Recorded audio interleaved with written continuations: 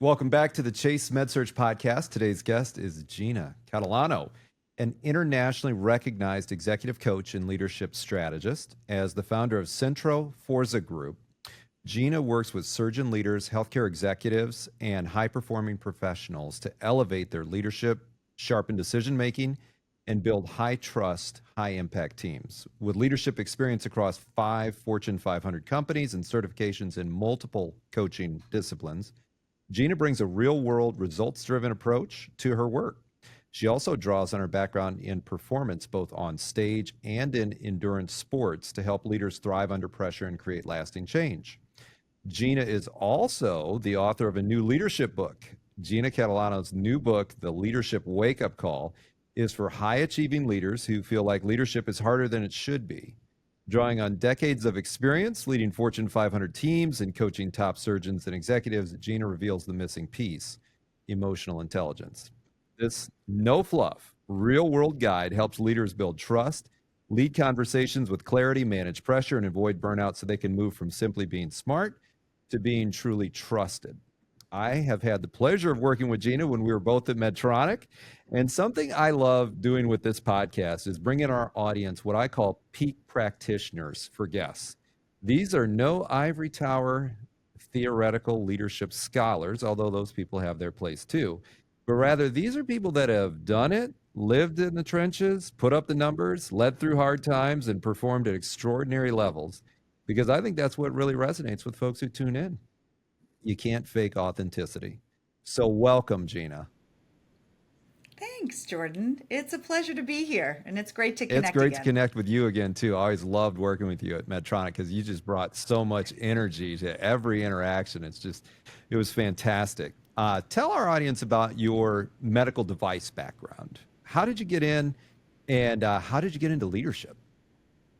Yeah, so it started actually in the financial industry, and I was on Wall Street for a few years and then transitioned into healthcare as a medical device rep. The goal there really was to expand upon my sales and really learn how to influence and impact and drive myself. And that was just an environment that I was so drawn to. You're able to be in the room with the patient, with the surgeons, etc. And it gave me the ability to get paid for my efforts as opposed to other places where you're just on salary. That's where it began. And then I exceeded expectations there, loved it, was super, I was very successful, and then started to get asked to move into a lot of leadership opportunities amongst teams across disciplines and different organizations. And that's really where it began and where my journey started. Absolutely. I skipped over something I know I want to ask you about, which is you were on stage at one point in your life. What were you on stage for? So there was a period of time I initially wanted to go to school to be a music performance individual to work on stage with the Philharmonic. That was always my goal. And I did have an opportunity to play with the Philadelphia Philharmonic. And I've also had an opportunity to play and was chosen in the state of New York as the only French horn player to play with the president's own Marine Corps band. And this is back Oh, when President Bush was president. So I've had a lot of high pressure, high performance opportunities, and I completely loved that environment, playing with the team and with the orchestra, making something that was so that's beautiful. absolutely incredible. And I bet that helped you a lot in high pressure situations in device. It did. It did. It definitely laid the foundation for me for sure. Fantastic. What led to the establishment of Centro Forza Group? That's a cool name. How'd you come up with it? Thank you. And how did you know it was time to step away from corporate formal positions and assist them in other ways? So two things. I would say that when COVID hit, everyone in general reassessed priorities, right? Life happened. There were a lot of things going on. I was a single mom at the time, raising four boys. They were home from school. I was home because we weren't allowed in the operating room. And I started to feel like I needed to be more present. I started to notice, especially during that period of time, empathy made a huge difference in people's lives. Core values came to the forefront. So that's where it begun. And then we got back into the operating room again. I was working with executives and surgeon leaders, and it really just started organically to happen, where I recognized what a deficiency there was in the skill sets that made a difference. So that's what brought me across that journey. And then the final straw, I guess, if you would say, is that I was working for a new director that came in from the outside. And this individual was supposed to help change the culture. She had an immigrant background from her parents. She was very successful, came from the West Coast. Long story short, on paper, everything looked great. But in regards to culture and what she said and then how she showed up was very different. So she was very tone deaf in the EQ world. And I started to notice what that did for the teams, how it affected the culture, people left, etc. For me, that was really the final moment where I thought I can do more to impact outside of just this organization or previous organizations. And I made the decision to move forward with my company. And I'd already been credentialed as an executive coach, and I had multiple credentials. And then I made the leap. That was last year. So very exciting. And then the name, Centro Forza Group, just comes from, I am Italian on both sides of my family. And so there are moments in the book that I talk about how expressive we are and how passionate we are, which can get us into trouble. Nonverbal cues are definitely a thing that I learned along the way.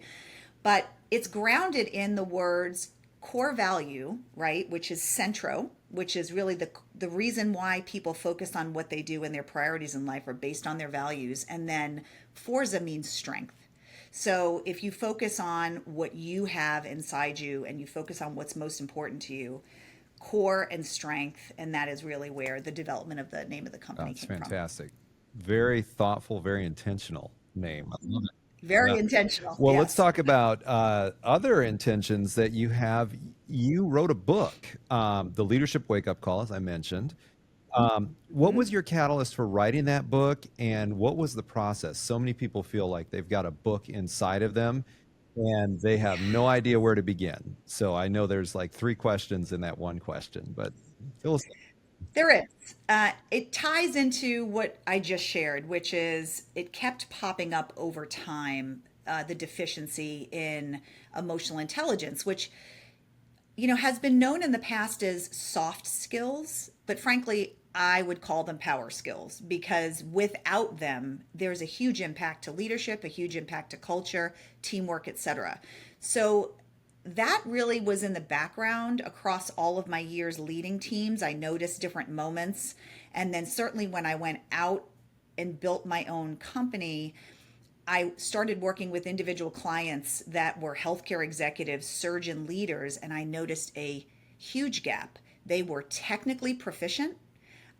They were the best of the best in terms of intellectual, I don't know, just their prowess in general, where they were, their ego.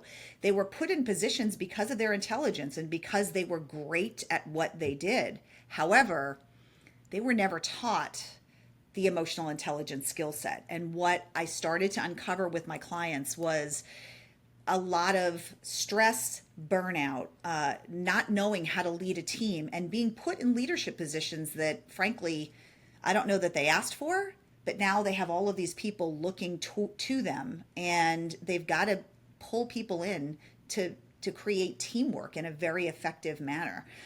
So through my work with a lot of these clients and hospital systems, it became very apparent to me that I needed to dive into the research, and I started to think back upon my own personal life lessons as a leader, the times that I failed, the things that I had to learn, and what I studied, and started to string that together and thought, there's got to be something that I can create that can help people quickly, to the point, and with studies backing the why behind you should put the effort into Hmm. this, because this is not in the time of AI and where things are going.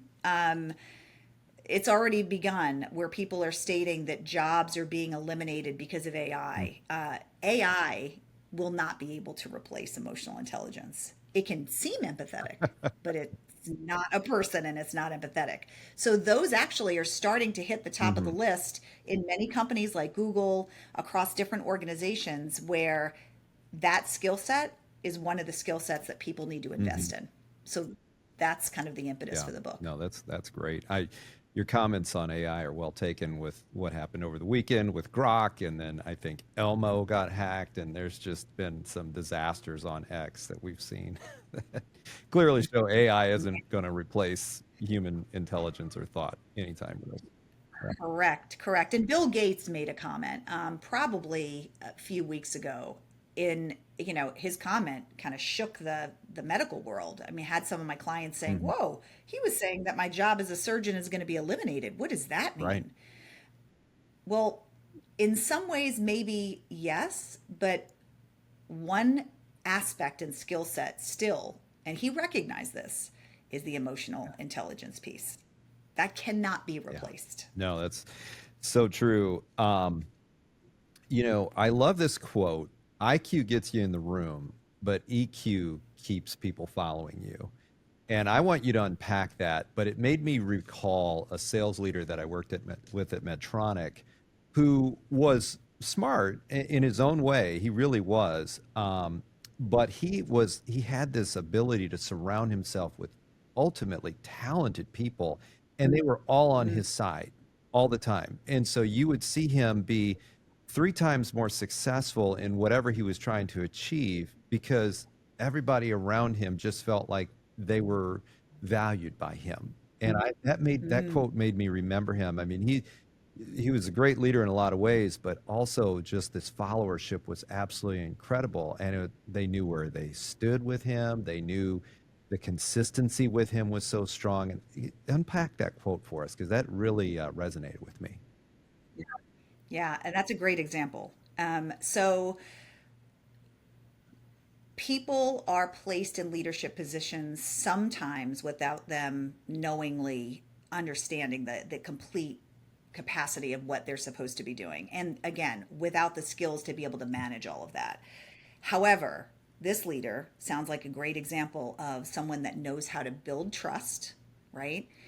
Communicates very Mhm. well, is empathetic, right?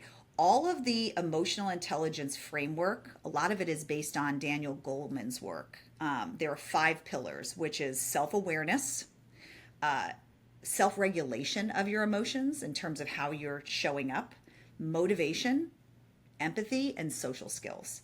And so there's been a lot about psychological safety in the news and everywhere else. It sounds like this leader was able to show up, build trust, and communicate effectively, make people feel seen, and know that they had a safe environment to share what they thought, which creates curiosity, which creates innovation, which creates people to be able to follow you. Um, all of that is tied back to how you work with individuals and how you are with people and what you're building in terms of trust. So he has all of these leaders around him, it sounded Mhm. like, but he had to build a relationship with each one of them where they believed in him and they felt that they had the trust so that they could move forward and make an Yeah, and impact. I think an underrated aspect of that too is you get contributions from people that might ordinarily not speak up, right? So now you're bringing the full power of the team forward because people feel like it's a safe environment in which they can put themselves out there a Exactly. little bit.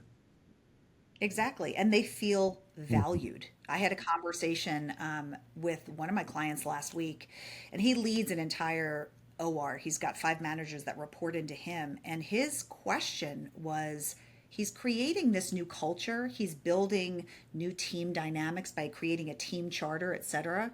But he's like, how do I make people feel valued? What are examples? What can I do to demonstrate to them that they're important? And I want them here. And even if they are introverted, their voice is important and they need to be Yeah, heard. so great. right? So I think you need to be Mhm. intentional as a leader. You need to be purposeful with your interactions with members of your team. You talked about earlier a leader in the organization that was, I would call it unintentionally hypocritical. Brought in, had the best of intentions, showed up in a different way than what they were Yes. communicating. And you see that often. In fact, as a recruiter, I make a living off of people that are unintentionally hypocritical because their sales team will leave eventually. Just people do. Even the people that are close to them know that there's not Correct. consistency here. So that's the hard part of it, and that's the other side of the coin. How does your process with EQ help people that genuinely don't want to be perceived that way? They want to show up with intention, they want to be consistent. Um, how does your process work within when you're working with an individual and coaching them through that? Yes, and that individual, that director, is someone that I thought for quite a while, and I tried to manage Mhm. up, as you would say, right? So you can communicate well, et cetera, and then you have to make a decision if that environment is one where you want to Right. stay. Uh, she would have benefited from coaching around emotional intelligence. So, number one, you have to be open, you have to be coachable, you have to be willing to do the work. EQ is not something you're born with, it is a skill set. It is. So, you start from the very beginning of those five pillars, which is self awareness. And there are exercises that you can do to be self aware of how you're showing up in your space with other team members, etc. You work with people who you trust to give you honest feedback. You pause before you speak and you start to recognize body language, who's showing up, who's fully being themselves and being authentic, and who is not. And you can get help with that. Mhm. So, self awareness, of course, is a great place to start. Self regulation is the second. Self regulation, I think people, especially in high pressure environments where they have to execute at a high level, they have to hit numbers, etc., they just are charging, right? You've heard the whole like bull in a Oh, china shop yeah. kind Hmm. of thing. And they show up and they just do whatever it takes to get it done without recognizing that how they're showing up is affecting the entire team. Learning how to regulate your emotions and being more purposeful with the way that you are communicating can also make an impact. And then we talked about motivation. What is your reason for wanting to change? What is your why?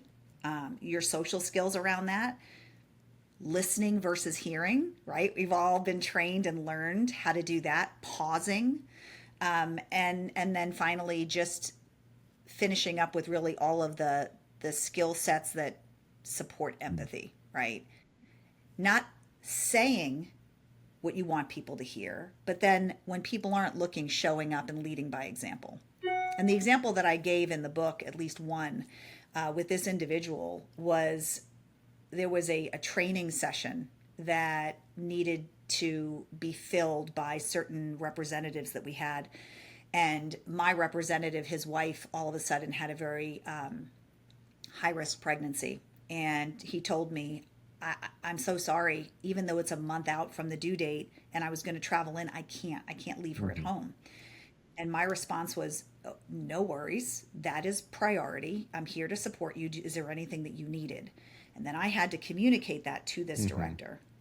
And I think the gut punch for me, even though he didn't feel it, was her response was, "Well, wait a minute. When did you find out? How come we don't have somebody else to fill that spot?" I mean, it was immediately just brushed aside, and we're going to lose this spot. We could have used that for another team. I don't understand why he can't still go. I mean, just Yeah. if she would have paused in that Mhm. moment and just said, "That's got to be awful. How's he doing? How's his wife doing? What does he Yeah. need right now? What do you need, Gina, as his Hmm. leader?" What a complete change in culture, right? And what a complete change in the ripple effect of what that Hmm. looks like. Yep. So, your question, which is someone that's coachable and willing to change, is take it seriously. It is a skill set, and there are things that you can do to practice each of those pillars. And there's micro moments where you're not going to be perfect because you're human, but you'll get Right. better at it. That makes me think of a basketball analogy because both my kids were involved in basketball for so long. It's change of pace. The best players are not ones that get down the court and go 100 miles an hour all the time. The best players, especially guards, are ones that can change pace. You can go fast, but Mm, then you can also shift. And you can say, okay, let me back off. Okay, now I fooled you. Now I'm going forward. yes. With leaders, it seems like there's situations that come up. You cannot be hard charging all the time, or you're going to really run into some bad situations. You're going to run over some people, and ultimately that'll hurt you. Um, Yes. so you have said in the past that leaders are under observation all the time. They may or may not realize it. They may or may not acknowledge it. It's a passion of yours. What was Yes. your aha moment for yourself personally? Because I know you had one at some point. I Probably. did. I What? really did have an aha moment. And, this was one of my first, or one of the first opportunities that I would say it's a, feedback is a gift, even in the moment when you don't feel like it is. And I shared that I came from Italian on both sides of my family. Holidays are filled with lots of people, lots of voices, multiple stories, very animated. I've always talked with my hands, very passionate. And I was at a company event, and I wasn't, quote, in a leadership position by title, but amongst my team, I was considered a leader. And they had just unpacked a new compensation plan that I didn't agree with. And so I was quiet. I crossed my arms. I rolled my eyes. Had no idea I did that, but that's what I did. And my manager, Jamie, at the time called me out. Not in that moment. She waited until that moment and that period passed and pulled me aside and just said, Gina, like it or not, you are considered a leader on this team. Not just this team, other teams are looking to you because of your performance and your response. And when your body language, when you cross your arms, when you roll your eyes, people get on board with you. And what you're saying is, I don't agree with this. Company is Mhm. bad. You have a following. So, I mean, in that moment, it did. It felt awful because I thought, no, I didn't. I mean, immediately you get defensive. That's not what happened. I just was quiet.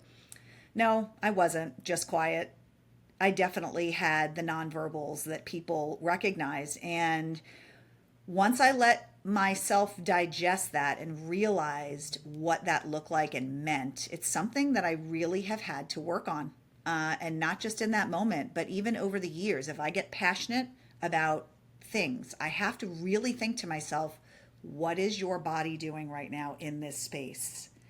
Are you able to just slow your breathing? Are you able to not cross your arms, not roll your eyes, and just step away so I can collect myself and then demonstrate what is the experience that I want to leave people Mhm. with in terms of how I show up. And that's really important. And that's taken time.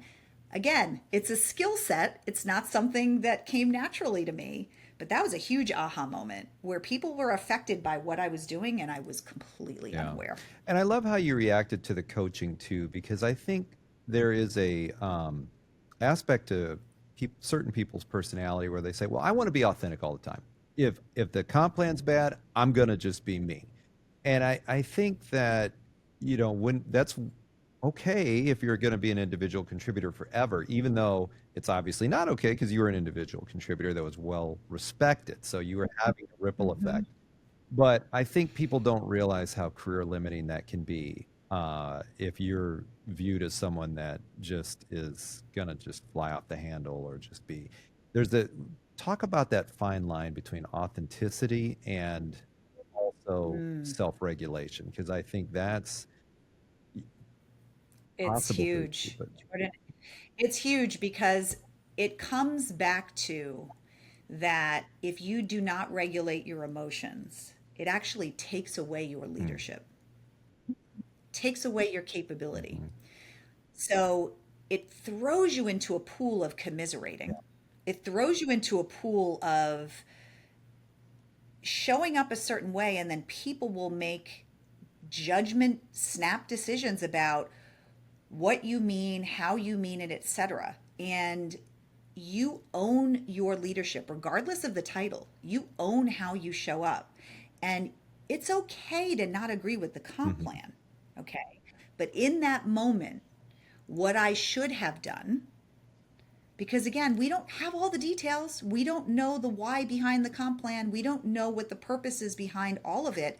And you're making judgment. You're making snap Hmm. decisions. You're trying to assume all of these things. What would have been good leadership on my part would have been pausing, taking notes about maybe what I was concerned about and upset about, pulling my leader aside and saying, Jamie, I just want you to know Yeah. I'm not feeling this Yeah. comp plan. So I'm going to be Hmm. authentic and show up to Yeah. you,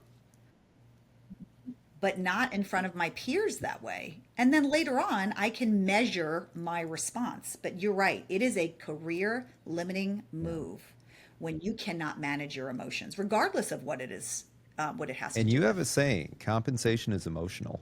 And I like that saying. Yes. And I know what you mean. Tell our audience what you mean by that. 'Cause that is extremely true. In my seat as a Oh, recruiter, I cannot wait sometimes when a company with really good people has a really bad compensation plan or one that's mm-hmm. suboptimal because and I'm not Yes, alone. I have a lot of friends that are recruiters and we all know because you'll hear it immediately. It'll hit the streets and then immediately your phone immediately. is like, look what they're doing to us. Immediately.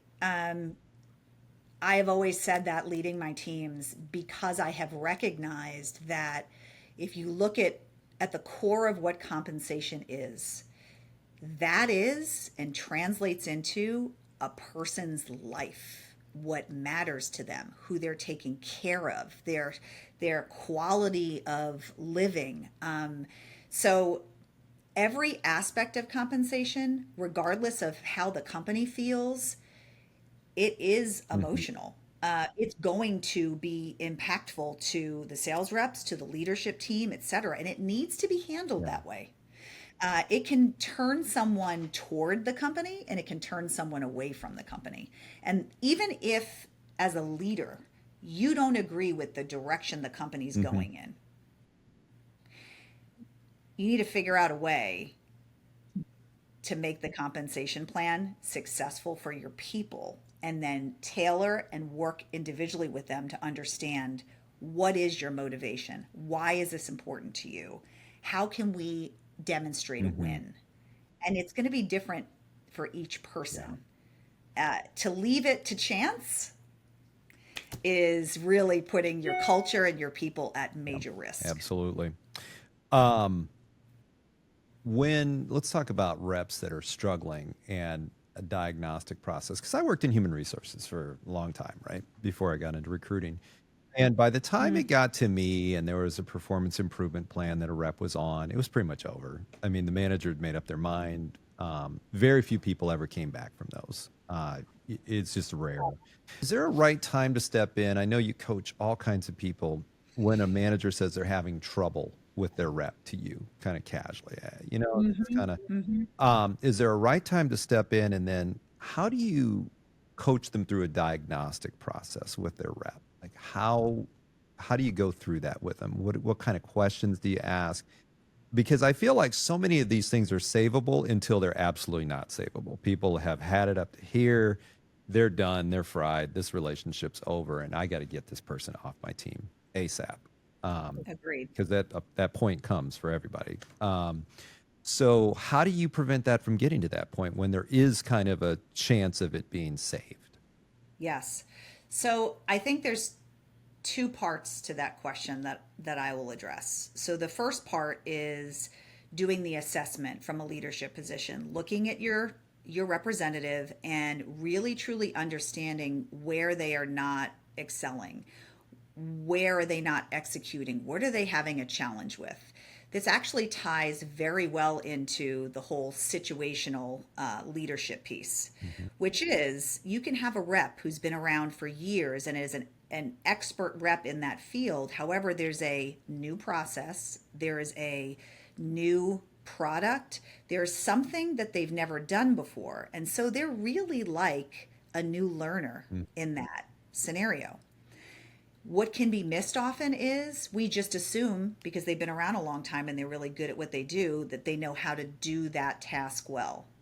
If you really assess and spend time paying attention and they're not doing that very well, then you need to coach them with high direction like a brand new representative. But it's all task specific. So you have to do a great assessment.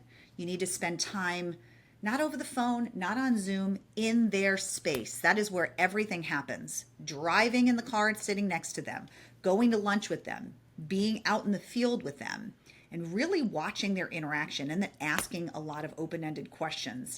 How do you feel when you deliver this sales presentation? What would help you? What are the obstacles that you feel are in your way? And then you're able to coach through and figure out, do they need high direction on this, but low direction on that, but more strategy on that? So I find, especially in medical device and with individuals, that it's very task specific how you coach them. Okay, that's the first part of the question. Second part is when you get to things are not going well, you've done everything that you believe you can, you've given them additional education, etc. How do you communicate in a way that is trustworthy and they know and they can hear your heart in the conversation? And sometimes I'll say things, Jordan, like, Jordan, hear my heart on this. We have worked through this multiple times, and there are certain numbers that are minimum expectations. It continues to be a challenge for you. And so we are at a point now where you need to be thinking if this really is the right opportunity for you. Or by the end of this month, if things do not improve, we're going to have to make a decision to move forward in a different direction. It still demonstrates that you care about that person. Of course, you've done everything, but you're giving them an opportunity to own the decision. And in the healthcare world, I have it kind of written in front of me just as a thing that clinicians use, I think is very translatable. There's a framework called spikes. It's to deliver difficult news to patients, to deliver difficult news to families, but frankly, it will work for anyone and everyone. It's S is setting up the conversation. You choose a private, quiet setting and you sit at eye level because that respects the individual, right? P is perception. You assess what they already know about the situation and you use the open-ended questions and you listen actively, don't assume. I is an invitation. You ask permission. Would you like a detailed explanation, or do you want me to give you just a brief summary of where we're at? Right? They have control over how they receive the information. Knowledge, deliver the information clearly. I'm afraid I have some difficult news, right? You just get right to the point. Emotions and empathy, acknowledge that. I can see this is difficult for you. I can see that you've been trying in the field the best that you can, right? And you give a little bit of space for them. And then finally, strategy, S, strategy and summary. You offer clear next steps and ask them to summarize what they understood, and then you ensure alignment. And that builds a respectful communication between you both. Yeah. Continues, even in a tough situation, to have the trust that's there. And then ultimately, I believe that both parties can move forward and the best resolution is at hand. That's fantastic. That's really good. I'm going to steal that. So helpful. I know you know about energy coaching. Tell us about that. That was new for me. I hadn't heard of it. Want to learn more. So there is something called our Energy Leadership Index, ELI, and it is completely different than a Myers and Briggs. Yeah. Myers and Briggs, Yeah. or some of the other DISC Right. personality type assessments. And energy sounds very fluffy. sounds a little like yoga, sounds a little bit like we need to manifest. And so that can turn people off. And initially I thought this doesn't sound very science-based. Mhm. The best way to think about it is perspective, relational, and it is best described that all of the experiences in your life bring you to a certain place where, if you've got rose colored glasses on, everything looks rosy. Mhm. If you've got glasses on that are blue, everything looks blue. So your perception and what you think about and the way in which you see the world and operate amongst others in the world uh, impacts your leadership. It impacts your ability to show up a certain way and regulate your emotions. It demonstrates an opportunity for people to look at where they are in a snapshot of time and how they are feeling in their environment. So, for example, I took the Energy Leadership Index, which is an assessment. It takes me 3 hours to compile the results, et cetera. But I took it Mm. when I was still working for that leader. Yeah. And there are two different types of energy. There's catabolic, which is destructive, which is like anger and apathy, like I can't do anything about this, just the way that you feel. Mhm. And then there's anabolic, which is very positive. It's a win-win. We let's put all of our minds together. We're going to come up with a solution. There's a variety of different levels to that. But in that environment, I ultimately showed up in a relational way as level 3 energy, which basically Mm. means and translates to it is what it is. Yeah. There's really nothing I can control. Uh, I can't fully be myself. This is how things are being controlled and are showing up. This is now the environment that I have to lead in. And the glasses I had on mhm. were like blinders. This is the only way for me to work with my team, move forward, make an impact. Another individual that I worked with, a surgeon leader, Mhm. very successful, head of a acute care department, wonderful, great with patients, great surgeon. When he felt distressed because something happened and the patient wasn't being handled properly by Mhm. the ER department or the hospitalist or whatnot, he became so angry at the processes that were in place that impeded his ability to take care of the patient that he immediately went into level 1 or 2, which is anger. Mm. It's the hospital versus me, it's the ER department versus me, etc. And so we have worked on what does that look like? How is he showing up? What is a different way to look at this in a format that is going to be productive? Mm. Well, Mhm. the hospitals don't have as much information. The ER department has brand new techs in place, and so I'm going to have to communicate differently with them, et cetera, et cetera. And so the energy leadership piece allows people to know where they are and how they're relating to, and it's attitudinal in their environment that translates not only professionally, but it also translates personally. Yeah. I love that because now they have a roadmap. They can recognize it for one, which is one of the hardest things to do. Is It's see that you're in this absolutely, place. You don't even yeah, know. Just what you no, know, you know. you don't. And they feel, I mean, certainly I have examples of some of these leaders that they feel like that they've done everything that they can. Why are people not listening to me? Why don't they hear me? And all they get as a result is they're being written up because they're short fused and they're not following the process and this and that. And then when they finally understand emotional intelligence and how they're communicating and they're able to switch that, tweak that Mhm. so that they're able to be more productive. First of all, they're not burned out, right? Their quality of life and stress drops tremendously. Yeah. And then their impact on that team and the departments changes. So it's transformational. I mean, it's real good stuff. Yeah, that's great.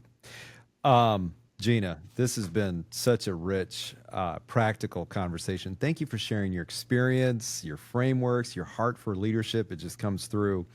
What you're building with Centro Forza is just very impressive, and the leadership wake up call, very timely, deeply needed. That's a great resource for those listening. Whether you're building a team, a culture, or just trying to show up more intentionally every day, Gina's insights on emotional intelligence, presence, and trust aren't just theory. You can start using these tools right now. Gina, where can people find the book, connect with you if they want to learn more, or work with you? Yes, thank you. So the company website is www.centroforzagroup.com. There's a link at the top of the page where an opportunity is something called the 30-day EQ reset, where every day they get prompts and insight from me so they can make small, relatable changes. And then the book, The Leadership Wake Up Call, is available on Amazon and also on Kindle. So best to go to the website, or you can find me on LinkedIn. Just Gina Catalano. You'll find me on there and you can send me a message and I'd be happy to support you. That's great. Thank you again for being with us, Gina. And Of everyone course. listening, remember, being smart gets you in the room, but it's emotional intelligence that keeps people following you. Until next time. Thanks for listening to the Chase MedSearch podcast. You can find us on Spotify, Apple Podcasts, and YouTube. Be sure to visit our website at chasemedsearch.com and drop a resume. That way you never miss a job opportunity. And please subscribe to our YouTube platform, even if you like to consume the content in other ways. It really helps our algorithm, and we'd love to see you.